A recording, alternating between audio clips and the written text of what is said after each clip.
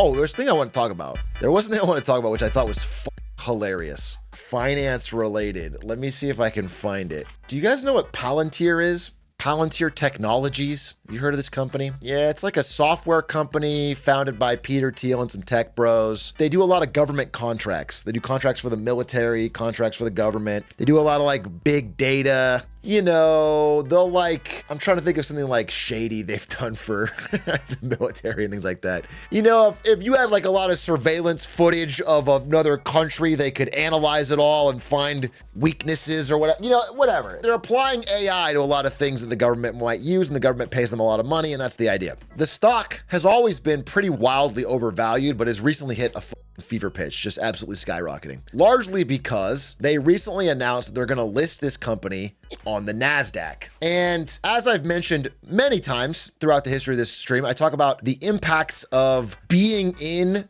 certain passive index funds like S&P 500, NASDAQ, QQQ. If you're in those, then a good portion of America will buy your stock without thinking about it because a robot will automatically buy it. That's the idea. And I mentioned, I talked about this. I said basically that, you know, this is like maybe not the world's most pressing problem, but it's becoming more and more of a problem that, you know, 40, 50% of the market is just robots constantly buying no matter what. Anyway, Palantir figured this out. You know, if I've talked about it, obviously people smarter than me have figured this out. People have been talking about this, but most people don't say it out loud. Well, they said the quiet part out loud. This guy, Alex Moore, who's a board member of Palantir, said, hey, we are moving Palantir Tech to NASDAQ because it will force billions in ETF buying and deliver tendies to our retail investors. That's insane to say it out loud. This is really funny, this clip. I don't get it. Why are they confessing? They're not confessing. They're bragging. Anyway, obviously he must talk to a lawyer very quickly because not only did he immediately delete the post, but he deleted his whole account.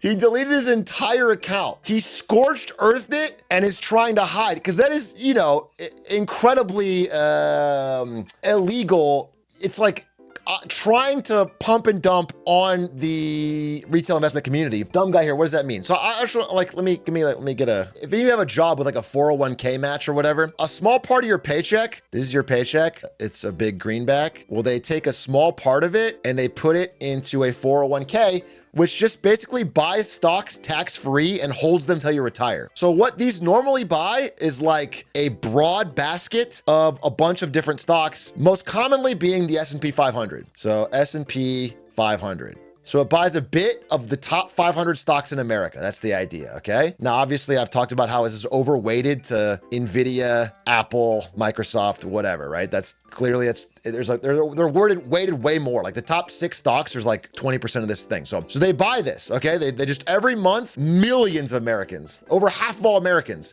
some of their paycheck goes to just buying this. And it doesn't care how, like, again, the idea that makes these work is that there's other people doing the hard work to determine if this shit's overvalued. The idea is you're piggybacking on everybody else doing the hard work of like what's actually valuable and what's not. But if everybody's just doing this, then all the valuable shit just keeps getting bought. There's no limit. It just keeps getting bought, okay? The wisdom of the market is getting corrupted as this gets bigger and bigger and bigger. That's the idea, okay? Anyway, we've talked about this before. It's a theory, but like more and more it's being proven to be empirically causing problems. I won't say it's like as big or as small as I'm saying, but it's becoming a problem. However, these guys, this Palantir company is saying basically, we know all of this and we're trying to maximize it for ourselves as much as possible. So they are moving their company from just being, you know, part of this to they're listing on the NASDAQ so they can be part of QQQ and a couple other like commonly bought ETFs. ETFs are exchange trade funds. That's like groups of stocks. Okay. They put themselves on this list so that more Americans' paychecks will automatically buy it. That's the plan. Okay. Where it'll force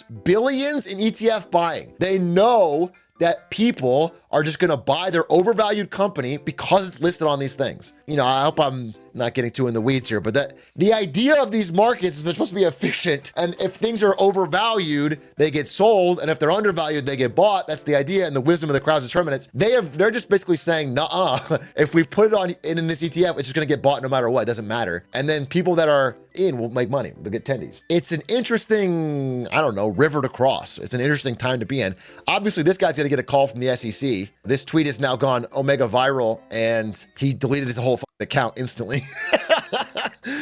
like it's a problem. But whether or not he gets in trouble or they say this quiet part out loud, this is happening. Like, this is why so many companies just try to get listed on the big exchanges and then do stock buybacks, because the bigger you are on these exchanges, the more you automatically get bought by a bunch of Americans. It's all passive. I just thought it was interesting. So interesting. So like, just don't say what you're doing this. Yeah, I mean, yeah, he's gonna get in trouble individually because he talked about it. He basically said what his plan was, which is not cool, but everyone is doing it. And you know, Palantir is like, what is their price to sales? I mean, it's, oh my God, their PE ratio is 986.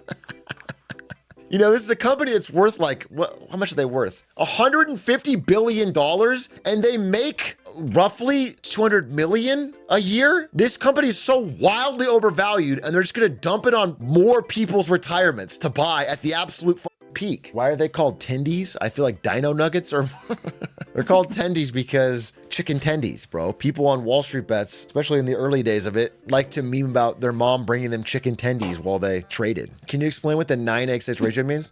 Yeah, it's called price to earnings, and it's basically how much your company's worth versus how much it earns. That ratio, the higher it goes, the more growth you better be having. And if it's up in the, I'm talking about 20s or 30s or 40s, that's considered incredibly high, and you better be a high growth company where it's like, okay, you don't make a lot of money now, but like you're growing so fast, you'll grow into it. If you're at 986, it's fucking absurd. It's astronomical. When someone buys a share of your company, they are hoping you're gonna grow, you know, 1,000 times bigger to even have a chance to get their money back.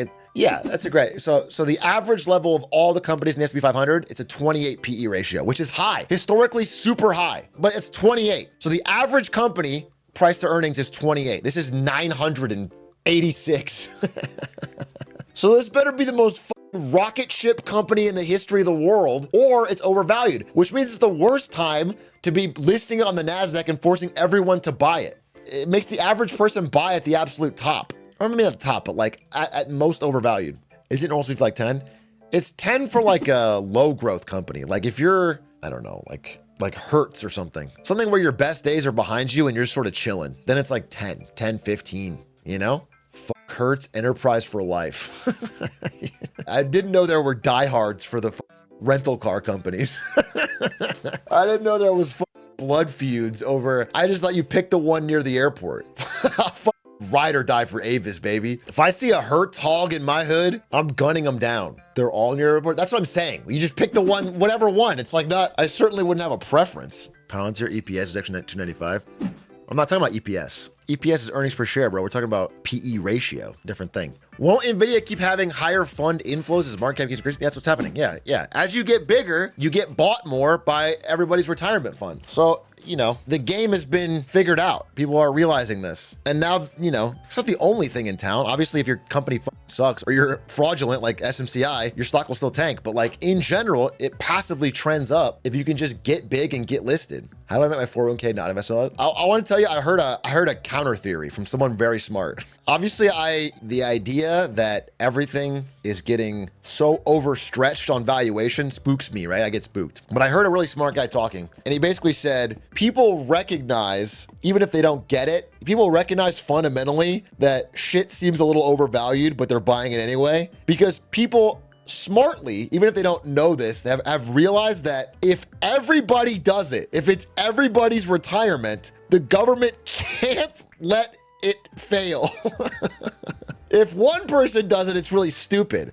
But if everybody's doing it, literally everybody, it's like there's no outcome where true price discovery can happen because the consequences would be so catastrophic. So he's like, it's actually in a roundabout way kind of smart in that they're all herding together, knowing that, like, you know, like I said, millennials especially, just know that there's so many of them that if Apple were to, you know, get cut in half or whatever, there would be such a riot. Now, he was saying this half jokingly, so this is not financial advice, but I thought it was an interesting take. I thought it was an interesting take that made me think twice. I don't think it was Neil Howe, no. I think it was someone else. So in short, apes together strong? Yeah, basically. I guess that's the theory. The theory is apes together strong. It's more like the theory is, yeah, I guess. I mean, it's like if one ape is sad, that's a sad ape. But if every ape is sad, then there's a riot at the zoo.